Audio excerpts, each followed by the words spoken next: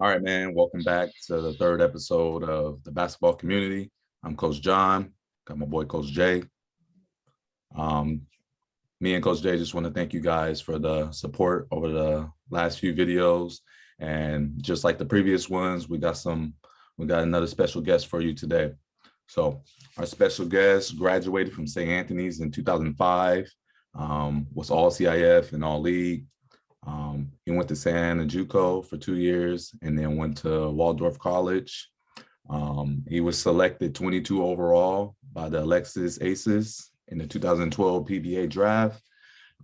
Played 1 season in the ABL with Saigon Heat and played 4 seasons in the PBA and then played in the FIBA 3-on-3 World Championships. I want to work with you guys, Karl Dehesa.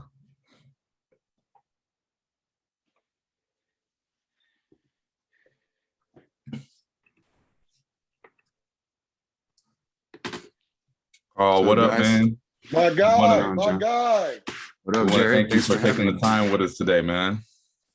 Thanks for having me, too. Appreciate it. Yes, sir. All right, so we want to jump right into it, man. So just give us a little background of the journey. So obviously some parts is going to be a little longer than others. So just touch up on high school a little bit, college, and then becoming a pro. Okay. Well, I started off high school career. I went to St. John Bosco, 2 years over there, and then I transferred to St. Anthony.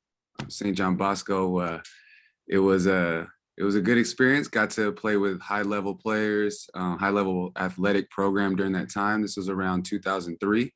So, we had 1 CIF. I was, a sophomore at the time, JV, watching and seeing the guys before me, play and how prestigious the athletic program was there. And transferring to St. Anthony, there was not much championship culture around that time. I think the last team that won it was Jared's team in 2000. And, you see in that banner there, that's the only banner up there. So going there, that was the inspiration. It's been done before, but after that, the championship culture had died. So, what I'd learned at Bosco, I tried bringing it over as, one of the leaders of the team at St. Anthony, and to be a part of what kind of, got the ball rolling in athletics in St. Anthony. It feels pretty good. I feel proud to have gone to that school and graduated from that school. So, St. Anthony holds a special place in my heart. After that, I wasn't heavily recruited in high school, and I had tried to figure out what I wanted to do. I wanted to play basketball, of course, but not having any looks and not really having any opportunities. I was aware of the rules, the gray shirt rules and everything, and I knew that if I just kept my units under a minimum, I would still have a full eligibility clock to kind of find my way in getting a scholarship at some program. At that point, I wanted to play anywhere. Coming out of high school, everyone has aspirations for D1, but the reality set in that I probably wasn't going to, but I wanted to play and I would play anywhere. So I gray shirted at different schools. Like I would go all the way to Santa Monica College. I was there for a few months and realized, man, this isn't it. Gray shirted there. I tried El Camino, was there for a bit, didn't work out. And so I just realized, I'm just gonna take this year off and just, find a job and work out on the side and kind of let things come to me. And, doing that, I found a spot at Santa Ana College, where Coach David Bragg is. I think he's still there too. He's been there for a while. Yeah, he is. He's still there? Yeah. Mm-hmm. So I was there for 2 years. Again, not heavily recruited. I got hurt my sophomore year, like 10 games into the season. I couldn't even get a medical red shirt. So, I had to try out for teams, and I was lucky that Coach Chad Brown from Waldorf College from Iowa had came to California on a recruiting trip, and he held a tryout over at Cypress College. And I went over there, did my thing, and he offered me a spot on the team, or a spot to try out, I guess, because there was 20 guys that came out during the fall. I remember talking to you about that, Jared. Man, I was like, man, there's like 20 guys here. And it wasn't even full scholarship. So NAIA D2s, they don't even offer full scholarship. It was partial. So I remember even talking to you about this, like, man, I got to take out loans, got to do all this stuff. And, had to, do that process. And then, just at the end of the day, I wanted to hoop. So I was going to do whatever it took. And senior year, did my thing, got all conference, was one of the captains on the team. I averaged like 16 and has a few double doubles, so it was a good year. And that's where that started as far as my before my amateur career, if you want to say. And that ended in 2010. Yeah, I mean, so many people don't understand the journey of the process. And I think that's why your story is so intriguing. And I think people need to hear it. Obviously, known you and your family and your brothers since you were kids. So we kind of, I've been able to see, just the man that you've become. But even just that part of your journey with the adversity, and not being highly recruited in high school, bouncing from JUCO to JUCO to JUCO, finding the right JUCO, then you got to go and you got to earn your way again at Waldorf, right? And go from number 20 to number 1 or number 2. And then to me, that kind of transitions. Oh, this is the one that y'all need to hear, basketball community. Your pro journey. Like, tell them about that. Tell them about after Waldorf. Like, and we got all day. I think it's great for these kids and these guys who aspire to be a pro. And you did that for over a decade. Just tell them about the process, about how that all went down. Man, you can, all those early adversities coming up really prepared me to, like, mentally to understand, like, it's never going to stop. The adversity is never going to stop. It's always going to be there. It's just a matter of getting through. Right. So, man, a lot. I don't even know where to begin. I guess you can start with my rookie year and we can go from there. It was an interesting journey because right when I get there, I had a contract ready, man. I was good. Like my team set me and my teammates up in a nice condo in a nice city. Paid us pretty good for first year players. We were on a team that was getting bonuses for every win, every championship, and we won 3 straight championships. So, right away we're feeling ourselves, man. And, that kind of gave me some false gratification or instant gratification, if you want to call it, because, nothing comes that easy. So I kind of experienced that high in the beginning, and then realized that they didn't really help me. I had to really earn my way. And I had to spend 2 years in the D League. I went getting undrafted PBA D League to let everybody know that, not the NBA, but it was the PBA D League. Had to do some eligibility time over there, and I ended up getting drafted but unsigned. And at the same time, my current wife was pregnant with our first daughter, and to be jobless at that time and having a kid was a lot of stress. A lot of emotions, and being 24 at the time was it was difficult to navigate through. But the eyes were still on basketball, and knowing that if I take care of business on the court, my family would be taken care of as well. So, using that as motivation to keep pushing even through all the adversity that was going to come my way, it wasn't going to stop me. So I did D League 2 years, and then ended up going to ABL. And the ABL was an interesting time. ABL is the Asian Basketball League. It's a regional league in Southeast Asia where at the time I was in Vietnam. I was playing for a team called the Saigon Heat.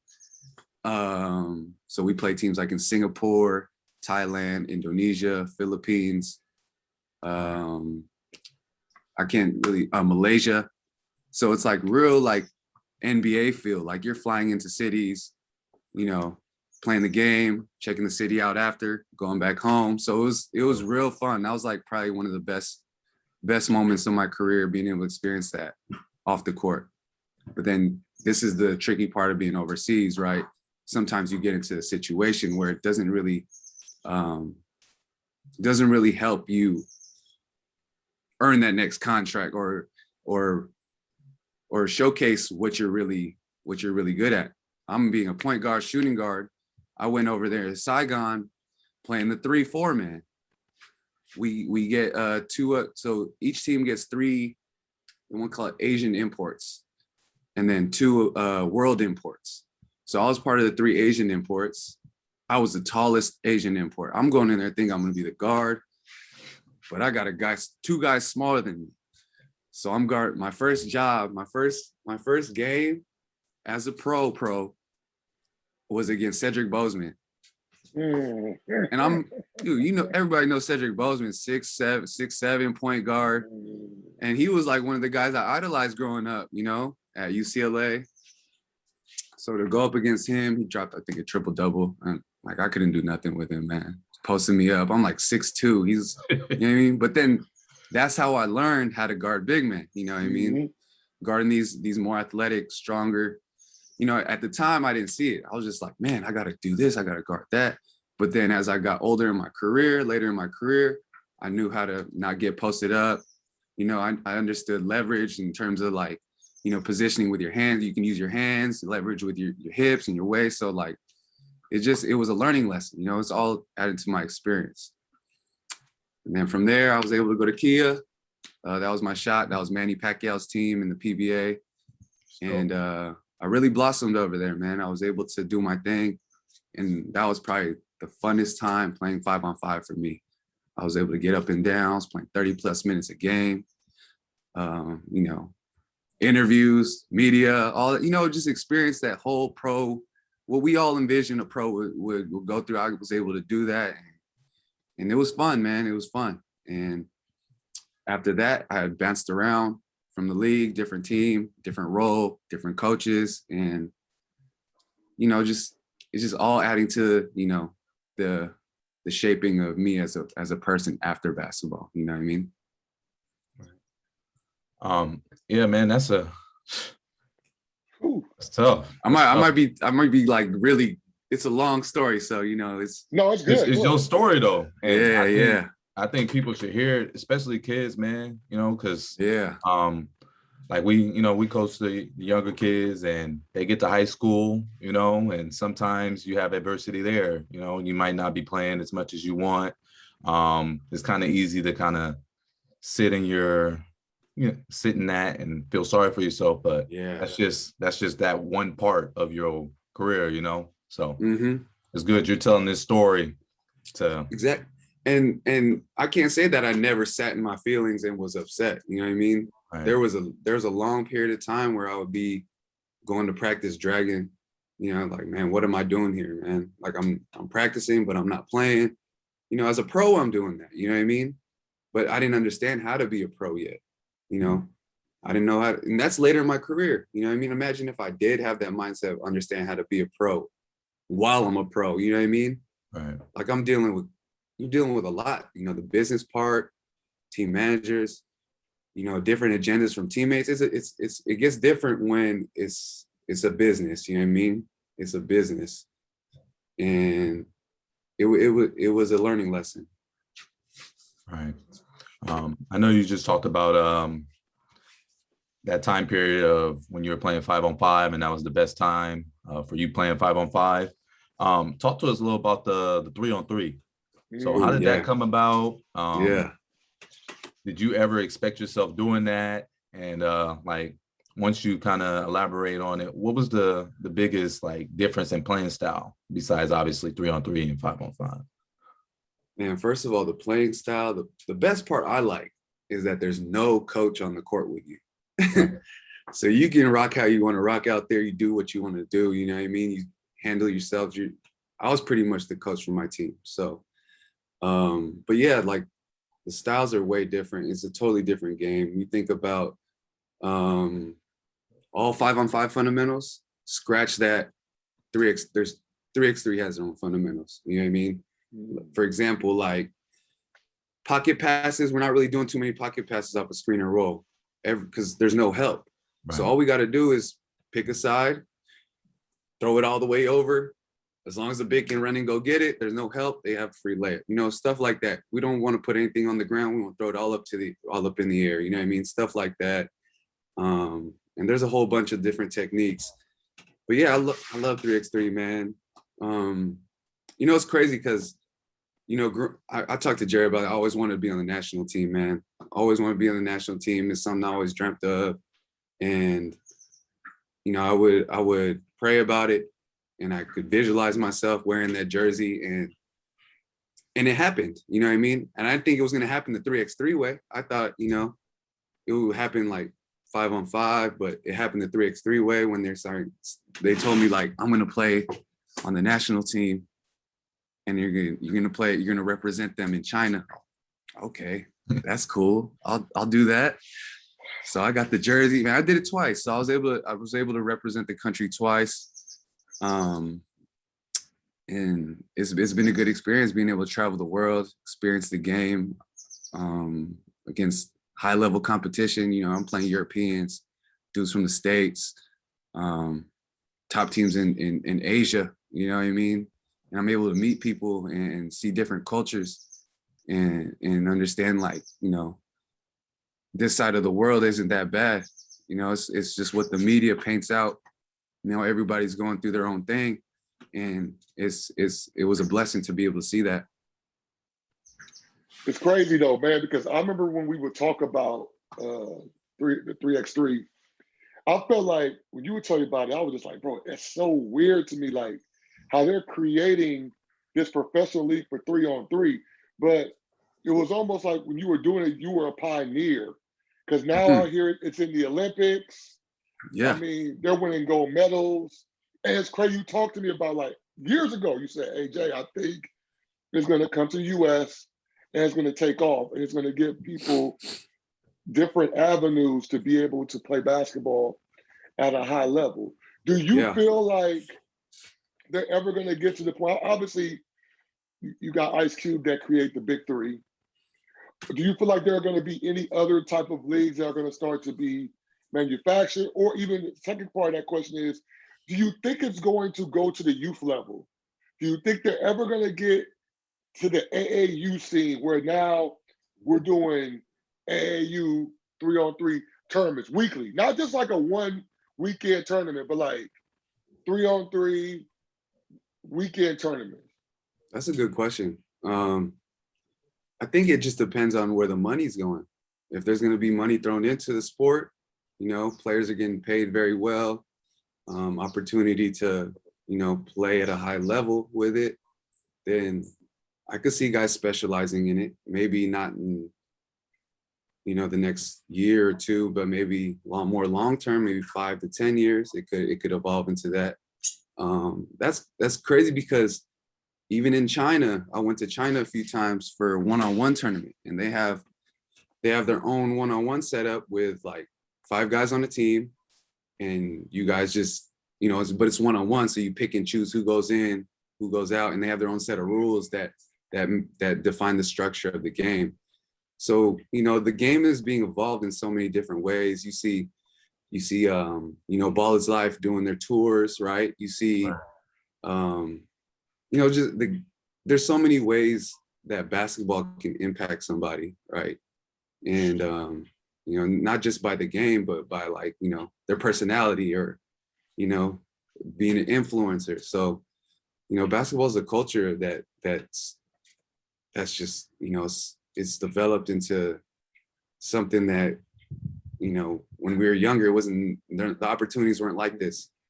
The opportunities weren't like this. So the kids coming up, man, like, it's there's a lot of opportunity out there. You know, stay focused, stay on the grind, and stay positive, man.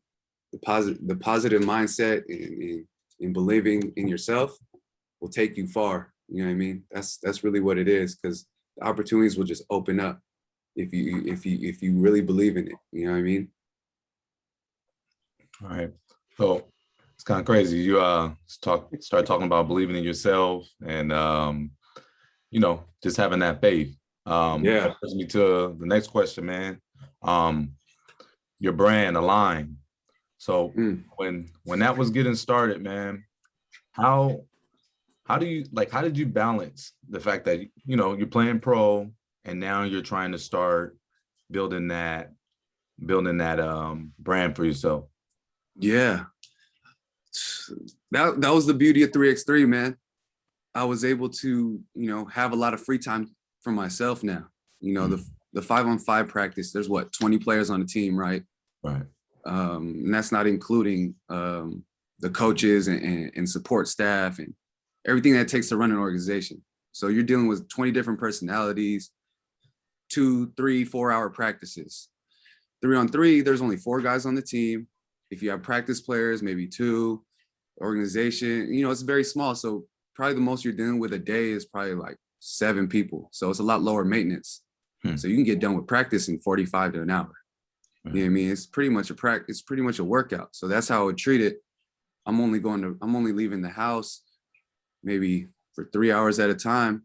And I'd be able to, you know, well, before the pandemic, you know, I'll be able to pick my daughter up from school, and then that's when I'll be able to get my, you know, my creation time with Align. And that's how it was created, you know, really just to, you know, it's built off my experiences, what I know and what was taught to me, a culmination of, you know, what Coach Jared taught to me, and a few of my mentors in the Philippines, Coach Rob Wainwright, and a bunch of different other guys that really impact my life. And just a culmination of that and bringing it to, you know, the next generation, you know, and that's the best thing we can do is to pay it forward and, you know, help these kids navigate through not just the basketball life, but, you know, off the court stuff, whatever they're going through, you know, it's really about, you know, how to navigate through life and their career. I mean, I think to build on that, obviously you're just fresh off playing, and Align is doing great.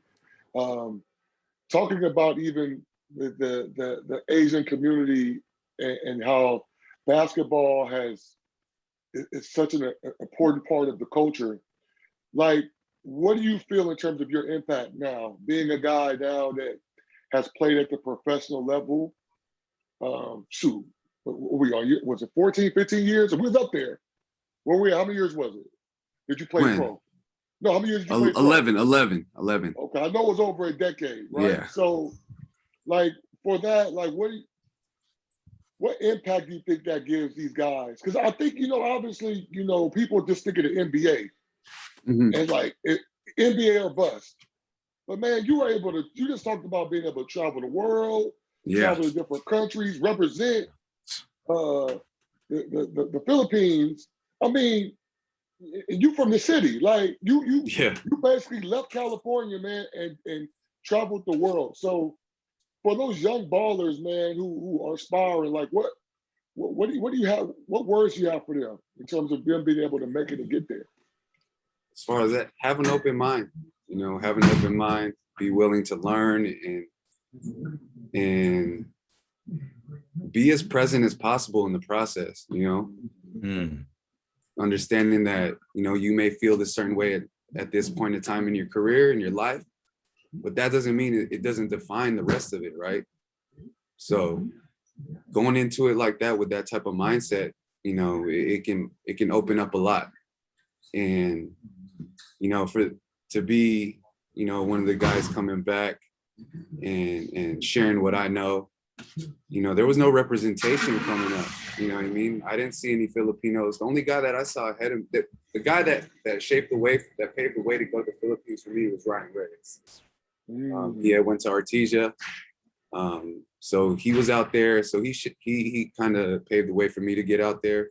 But other than that, there was really no representation in SoCal for me. I didn't know any other Filipinos doing it. So, you know, having the opportunity to be one of those guys, you know, really drove me too. You know, I wanted the young guys to look up to me and know who I was and know that I made it, you know. So, you know, that's it right there, you know, being a representation for the younger generation coming up. All the Hope that answered your question though. No, it did. I think you said it, just being in the present. I feel like a lot of these kids now, they're in It's easier said than done though. It's easier said than done.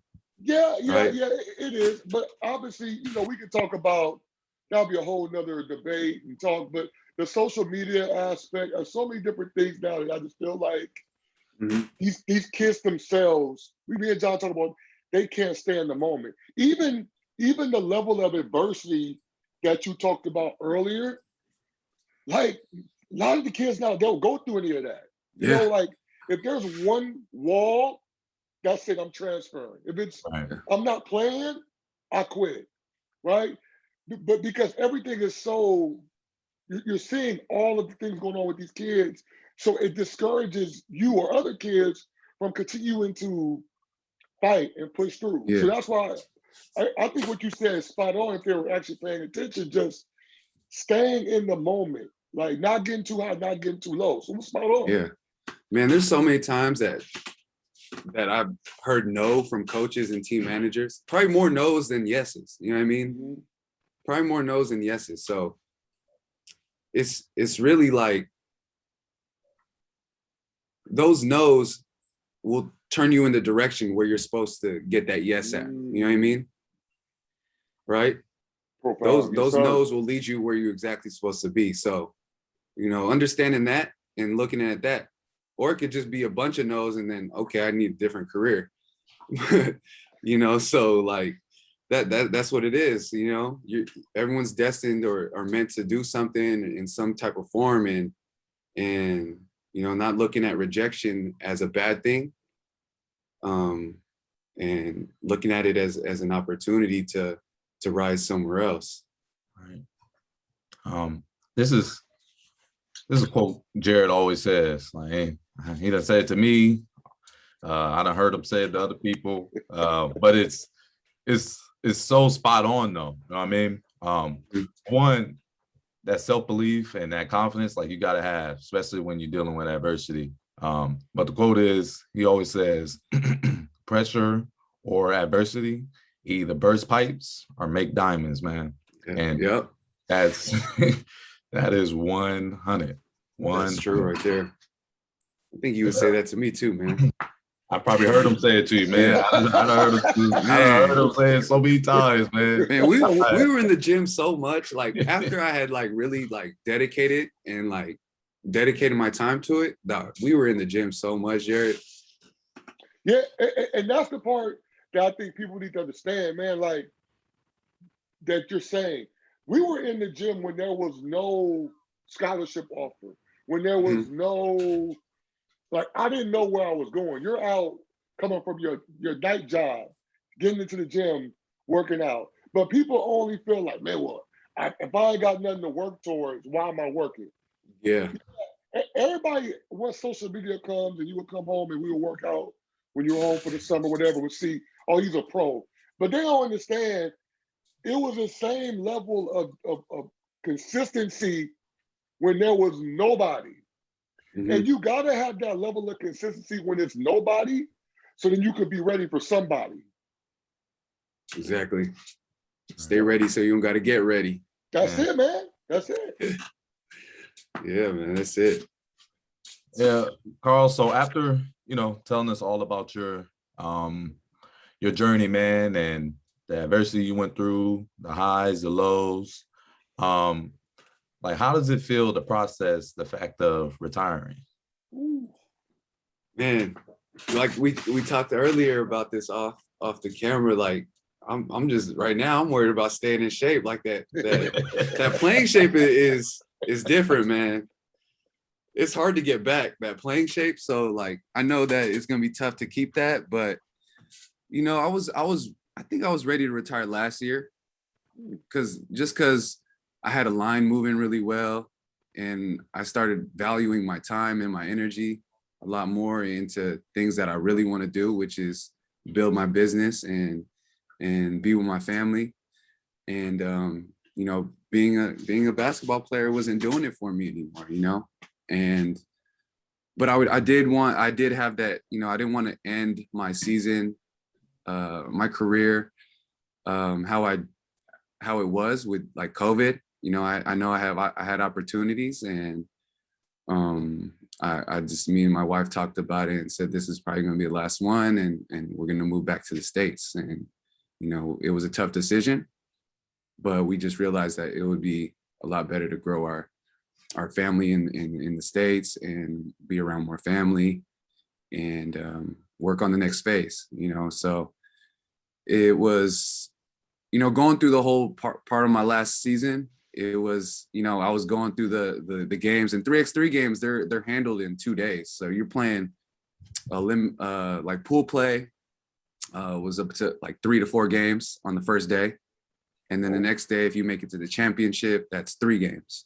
So you're playing a total of 7 3x3 games a weekend.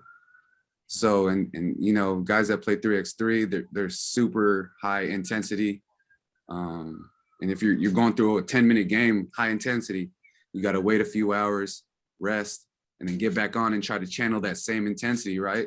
So it's constant on and off, and that gets draining, man. And you know, being 34 years old, and you know, I still think I can move. I think I can hang, but it's not something that I want to do anymore. You know what I mean? I don't want to put my body and my mind through that process anymore.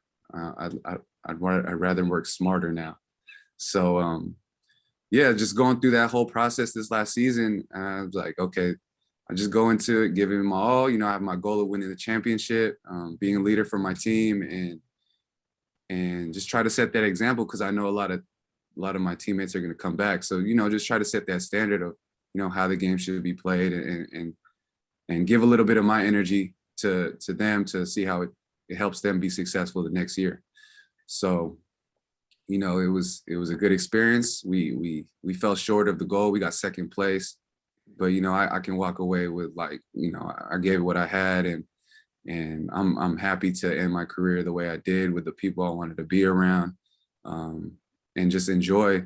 I got to enjoy playing basketball my last season. So, you know, I have no shame in it, and, you know, I have no shame in the second place finish. So, you know, as much as possible, I'd love to win a championship, but, you know, that's not everybody's story. But I got to have a long career. I got to, you know, travel the world and experience different cultures and meet so many different people that, you know, that beats the whole, that's a part of the whole professional journey, you know, as an overseas pro. Just being able to experience things that we never thought we would be able to, coming up, you know. So you're the old man, you retired now. You got to let everybody know about A Line in the Bay. You know, yeah. Hopefully I get some credit for that title, A Line in the Bay, when he get big. Line in the Bay. A Line in the Bay. But like tell everybody what you're doing out there in terms of your training and what you got going. So, I mean, we've been here for a month. We got group work now. We got 8 to 10-year-old group. I got a 5 to 7-year-old group on Sundays. One-on-one session. You know, the whole program, man. My website is www.alignworldwide.com. Everyone can register or have any questions to enroll their young athlete. We work with players all the way from, you know, 4 years old up into the pro. We have programs for pretty much any kid that wants to play basketball, that wants to play sports. For players that are interested in basketball and don't know yet, we have online workouts for that. that's pretty much it, man. We offer services for every type of athlete, every type of basketball player. And you can catch my my Instagram handle, Align Worldwide. And for any questions over there, they can just shoot me a DM. And that's about it, man. We got players also in the Philippines. I developed my program in the Philippines, so we have a full-fledged program led by our Manila director, Coach Rob Wainwright. He's got professional experience for, I think, 17 years. Wow. Yeah, so the kids will be in very good hands in Manila for all the players out there. And yeah, we're on the Bay Area now. We've expanded, and we're looking to bridge the gap between Asia and the US and giving players, or providing players with the opportunity to play overseas, collegiately, professionally. And, you know, we just want to connect, man. We want to connect the world together with Align. Well, now, let me add to this. I think everything my boy's saying is spot on. I feel like there are going to be some people, once I ask them these questions, that we're going to call that might not call based on some of these rapid fire questions. Here we go. So you know, I just want y'all to understand, don't judge my boy by these answers. Please give him a call if you want to give him a call, because I don't know where he's going with this. So we're going to go. Right, here we go. This is the. Oh, yeah. Oh, yeah. Let's go. Rapid fire. Let me turn it on real quick. All right. Best player in the NBA right now. Ooh, I'm gonna go with Steph. Yeah. Steph is. I just went to a Warriors game last week, man. I got to see him live. He is nice. Who you got? You don't like Kevin right now? Kevin Durant? I do like Kevin Durant a lot. Okay. But I you know, shoot. Man, I guess it's because I'm in the Bay Area right now. Huh? Yeah. Dude, I went to the game last week. I was able to go to the game. They invited me and my family over there, and we had close seats. I was able to see him live, man. And he just made the game look so easy, man. And I think it's just the style of play they have, the culture. I'm like, you know, I'm just amazed by the Warriors organization, man. Just like with the culture that they have and the players, that how well they play, you know what I mean? It's really nice to watch. So, but KD is one of my, you know, he's probably he's my favorite player. But off the top right now, I said Steph. Okay, yeah, because you stayed rocking the KDs back in the day, so that's why I was kind of wondering. But that's okay. That's okay. You my boy. We gonna go. So, with that being said, I think I know the answer to the question. But who you got winning the ship this year? You got.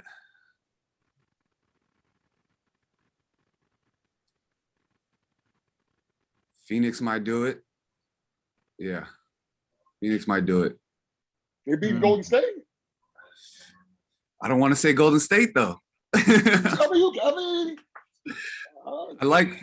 like Chris Paul too, man, and Devin Booker. And then I like the JaVale pickup and him and Ayton together. I haven't really got to see too many games, but I like them coming out the West. Just because, you know, CP3 would be cool to win a championship, and you know, no one sees Phoenix ever win the championship, man. That'll be cool, especially for the league. You know what I mean? Too.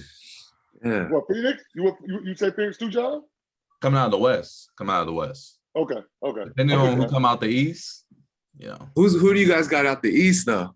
There's a lot of good teams. Bucks. The Bucks, yeah. You got the Bucks again. Yeah, Bucks or Miami, honestly. Yeah, Miami. Bucks or Miami.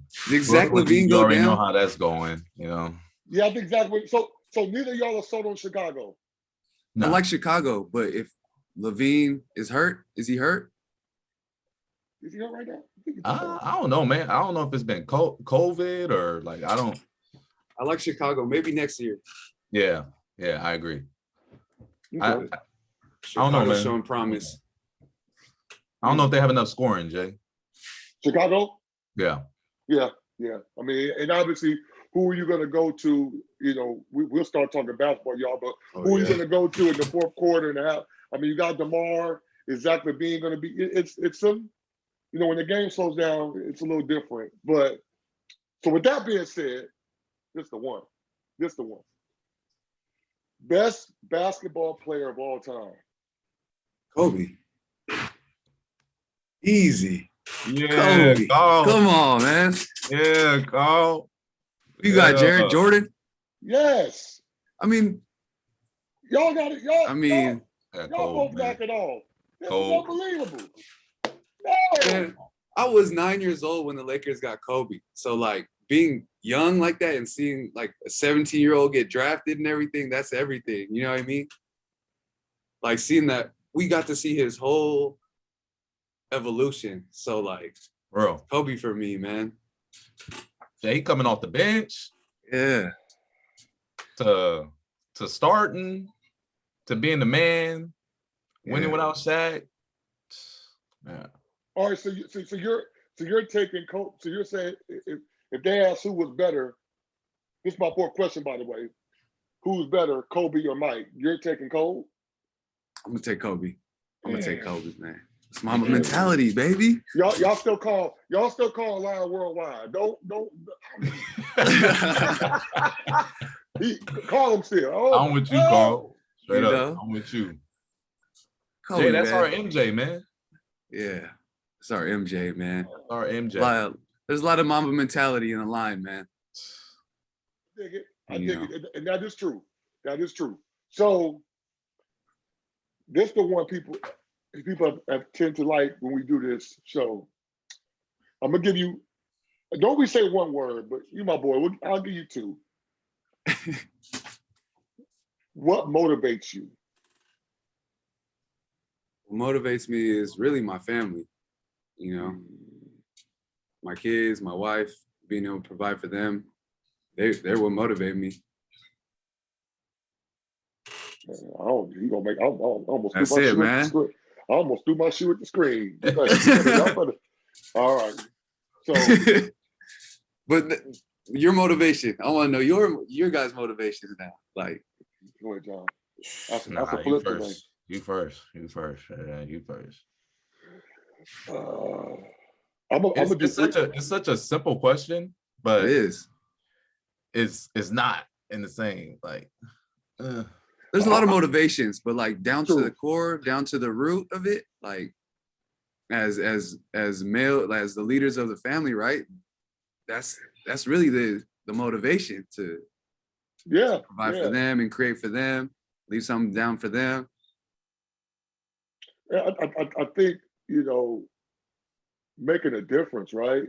Like, and in all lives, obviously, you know, my faith is first, but making a difference starting with your family life, and then as we all do the same thing. We all are impacting the youth, making a difference in their lives, like where, you know, you always think about the most important people. People always think about, as I've always heard, is like their people's coaches or teachers. Like those people are the people when they're successful a lot of times, aside from their parents and their family. Yeah. They remember those people because those people were the ones who also were such a huge impact in their lives. So I think for me, that's it. Just making a difference and and every kid, every person, giving them that same love, man, because you don't know what people are going through when they're not around us as coaches and trainers, right? Mhm. So when they come to that gym, that hour and a half may be the difference when they go home of having a great day, a great week, a great life, right? So obviously, like I said, faith, but just making a difference for me, for sure. Yeah. For me, it's kind of like Jared's, just parts of what he said. For me, it'd probably be the youth, man. Just because they're the future generation. And I remember being that kid, like Coach Jared said, that have a coach or a older role model, like outside of mom, dad, and grandpa, that impacts your life. So I know how important it is. I know how big that impact can be on someone. So just just want to be that for somebody, you know what I mean? Because it's tough out here, man. We talk about it all the time. Me and Jay, you never know what someone going through, man. And I was that kid that went to practice that hour and a half and remember every moment of that. So for me, I'll probably say the youth. Yeah. So many gems Jared would drop on us, man. A lot of them. A lot of them. After he destroyed us, man, all that. This dude, man. This dude be killing us out there. Especially when we started hooping. And then Jared starts talking. There we go. Carl, look, man. You used to see him now, man. He's so nice. He's so nice, bro. He is so nice, man. We be coaching and he be talking sometimes, and I just be like, oh, okay. Times change, man. Yeah, as you get older, you soften up a bit, huh? The patience gets a little bit longer. I always listen about it. Yeah. A little bit. Yeah, y'all. I mean, y'all were. I mean, I think we all going through it now, the transition. You guys are the young legs, and you guys have the energy. And obviously, I still have that energy, but you see things from a different perspective when I see my guys are fathers and self-employed and are doing things at a different level, man. I mean, so I think for me, I got to do this now, man, because, you know, I got my boy, John, who's here, and I got you there with that beautiful wife and the baby. So, you know, I always try to end with my prayer. So bow your heads. May the Lord watch between me and thee while we're absent, one from the other. In Jesus' name, amen. You got it, John. Amen. Yeah. Carl, man, it's been a pleasure. I hope a lot of the kids watch this because your story on dealing with adversity and just rising above that, I think it could help a lot of kids, man. And it's definitely helped me. I learned some things about you that I had no idea. Some things, you know, you can't find on the internet, you know? So I think this is a good, genuine interview. So appreciate you and thank you for taking time with us today. One of the OGs from HCE, for real. Yes, sir. Hey, thank you guys, man. Thank you, John. Thank you, Jared. Thank you for giving me a space to share my story, man. I appreciate it. Not too many people ask me, you know, too much about my story. So being able to share it and hopefully it gives inspiration to the next, you know, is what it's all about. So appreciate you guys. Appreciate you, boy. Proud of you, man. Keep it up, boy. Keep going. Thank you. And one more thing, we'll put Coach Carl's Instagram in the description below and the link to the website, so it'll all be in there. So that wraps up episode 3 of the basketball community. We appreciate you guys. Peace. Appreciate it. Yes, sir. Peace.